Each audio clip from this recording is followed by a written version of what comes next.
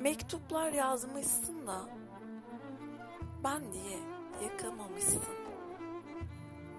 Her satırında, her satırında bir acı dillenmiş bağlarından. Verdiğin kararlara bir kere bakmamışsın. Ses geliyor dağlardan, o karlı dağlardan.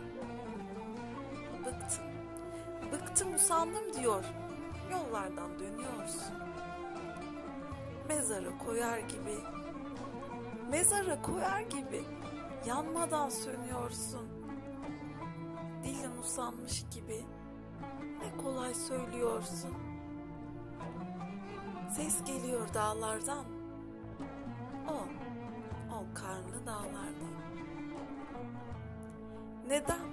Neden bu mektupları yazarsın?